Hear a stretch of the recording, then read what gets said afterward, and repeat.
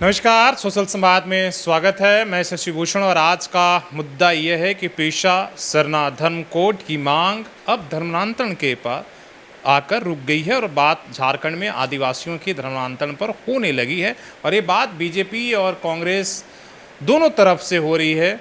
और जो बहस एक पेशा एक्ट लागू करने को लेकर हुई थी, सरना धर्म को लेकर होनी चाहिए थी, लेकिन अब बहस दोनों एक पक्ष से दूसरे पक्ष को घेरने की तैयारी मुद्दों के जरिए, ये किसने सरना धर्म कोड को नहीं दिया, किसने पेशा एक्ट को लागू नहीं किया और इसके बीच में धर्मांतरण कैसे हो रहा है, इस तमाम तरह की बातें इस पर हो रही है। और आपने देखा कल बीजेपी के वरिष्ठ नेता और पूर्व राज्य के मुख्यमंत्री रघुवर दास ने सीधे तौर पर कहा कि पेशा एक्ट नहीं लागू करने के पीछे विदेशी ताकतों की हाथ है, विदेशी धर्म वालों के डर से जो है हेमंत सरकार जो है वो पेशा लागू नहीं कर रहा। उन्होंने सीधे तौर पर एक तरीके से धर्मांतरण और ईसाई धर्म पर उन्होंने हमला बोला था और उसके जवाब में कई तरह के बुद्धिजीवी निकल कर आए और बीजेपी को उन्होंने घेरा। उसी में एक बुद्धिजीवी ने लिखा, जब कोई आदिवासी चर्च जाता है वो विदेशी हो जाता है, लेकिन संघी भाजपाई विदेशी भाषा, विदेशी शिक्षा, विदेशी खान पान, विदेशी वेशभूषा, विदेशी गाड़ी, विदेशी टेक्नोलॉजी और विदेशी सामानों से सराबोर होने के बावजूद विदेशी नहीं होते हैं। इस वीडियो में इसमें हमने संघियों को खूब एक किया है और इस तरीके से उससे घेरा जा रहा है।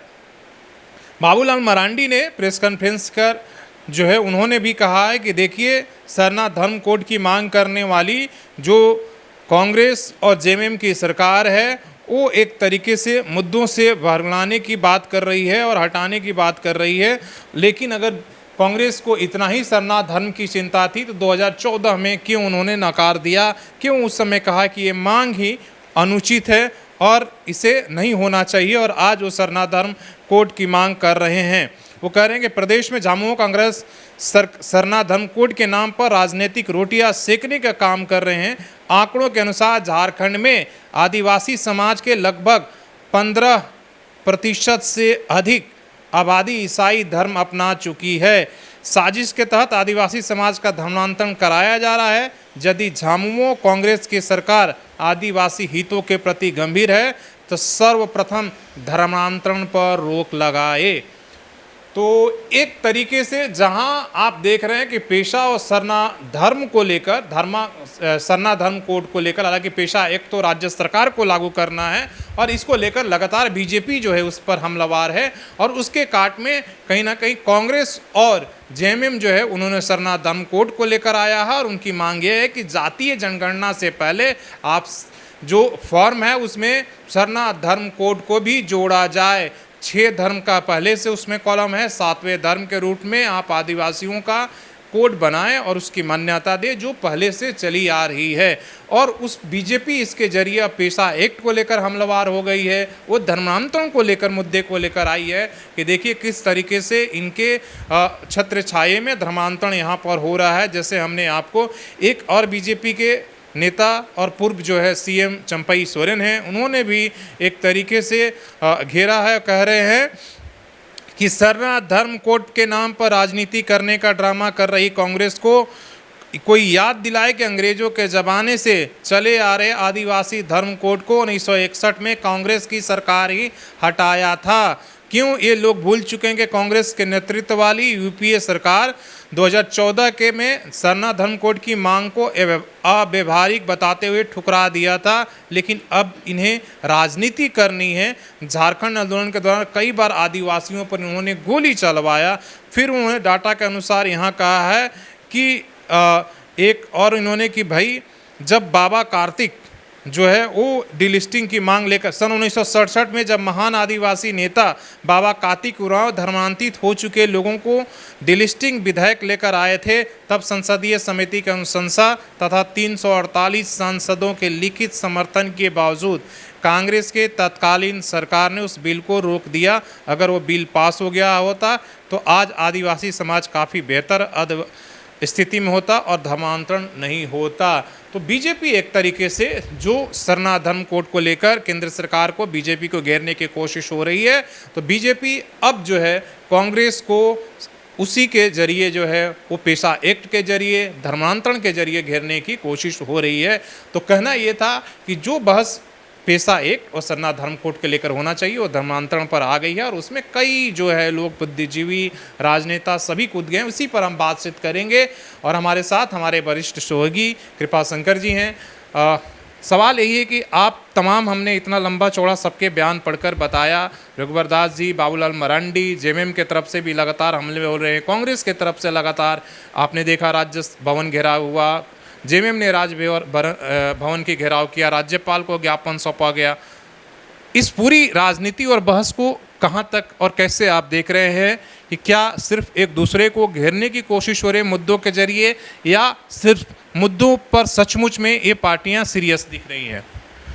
सच मानिए और दूर तक देखिए तो लगता यह है कि यह साहित्य का भ्रम काल और साहित्य का विरोधाभासी काल चल रहा है। और इसकी शुरुआत झारखंड में नहीं बल्कि केंद्र से हुई है। जब नई सरकार आई 14 में, आप देखेंगे एक से एक बड़े मुद्दे आए। इस मुद्दे के बाद दूसरा मुद्दे के बाद फिर तुरंत तीसरा मुद्दा, फिर चौथा मुद्दा, बहुत सारे मुद्दे उछलते गए। मुद्दों के जरिए जनभावनाओं को एक तरीके से खेलने की कोशिश हो रही है। आप बिल्कुल सही समझा। अब मैं आपसे उसी पॉइंट पे आऊँगा। झारखंड में होता है, एक मुद्दा का हम समाधान नहीं करते, दूसरा मुद्दा आ जाता है। वही जो केंद्र की राजनीति है, जो केंद्र की राजनीति करने का तरीका है, वही राज्य सरकार अपना रही है। मतलब जैसे को तैसे में जवाब देना, आप इसको मान सकते हैं। पहला मुद्दा हल नहीं हुआ, दूसरे पे आ गए, दूसरा मुद्दा हल नहीं हुआ, तीसरे पे आ गए, चौथे पे आ गए, पांचवें पे आ गए, 10वें पे आ गए। अब आप देखेंगे, अब आकलन आप करेंगे तो आप कोशिश करें कि पहला मुद्दा जो उछला था वो कहाँ गया, दूसरा मुद्दा जो उछला था उसका समाधान कहाँ हुआ, तीसरा मुद्दे का कैसे हुआ, आप कहीं भी नहीं पर पहुँच पाएंगे। और यह भ्रम आपके दिमाग में बना रहेगा और जाहिर सी बात है कि आपके दिमाग में विरोधाभासी चीज़ें चलेंगी। तो एक नए तरह की राजनीति देश में पनपी है जो केंद्र से चली है और राज्य तक आकर सिमट गई है, जिसका दबाव आप झारखंड में ढूंढ रहे हैं। और झारखंड सरकार भी वही कर रही है जो केंद्र सरकार ने किया है। मेरी समझ है कि भाई सभी पार्टियों ने इतना रिसर्च टीम रख लिया है, आईटी सेल रख लिया है कि भाई रिसर्च कर करके मुद्दे जो है उनका काम है। तो भैया वो मुद्दे ढूंढ ढूंढ कर ला रहे हैं और मुद्दों को है उछाला जा रहा है, और उसके लिए मीडिया, सोशल मीडिया, तमाम सारे प्लेटफॉर्म आ गए, मुद्दों को उछाला जा रहा है। फिर जो है उस पर बहस शुरू हो रही है, कुछ दिनों तक चलता है जब तक उस पर टीआरपी मिलती है। जब टीआरपी ढूमिल होती है फिर दूसरा मुद्दा। जनता एक तरीके से वो ठगा हुआ महसूस कर रहा है। आप अगर पिछले 10 साल की राजनीति को ये देखिए कि हम किसी भी मुद्दे पर कहाँ सफल हो पाए हैं, कहाँ उस पर सफल बहस कर पाए हैं। देश के मुद्दों को आप देखिए, किसानों का मुद्दा उठा, इतना लंबा चौड़ा किसान आंदोलन हुआ, पूर्व सैनिकों का सालों साल आंदोलन चला, वन नेशन वन पेंशन वाला, आज भी जंतर मंतर पर आप जाइएगा लोग मिल जाएंगे। देश के ऐसे तमाम ऐसी चीज़ें हैं जो सीएए, एनआरसी, तमाम सारे आंदोलन चले। झारखंड में आप देख लिए खतियानी 1932 का खतियान लागू करो, और नियोजन नीति की बात हुई, भाषा को लेकर बात हुई, ठीक है। और इसके बाद आदिवासी मुद्दों पर आइए, उससे पहले आप पेशा एक्ट को लेकर हुई, और पेशा एक्ट के बाद जो है आपका आ गया सरना धर्म कोड, उससे पहले भाषा को लेकर, राज्य भाषा को लेकर आंदोलन। ये तमाम सारे मुद्दे जो है आंदोलन चलते रहे, लेकिन समाधान कहाँ दिख रहा है? समाधान तो दिखाने की चाहत भी नहीं है। अगर राजनीति का बात करते हैं तो इन तमाम मुद्दों का, किसी भी मुद्दे का समाधान नहीं होना है।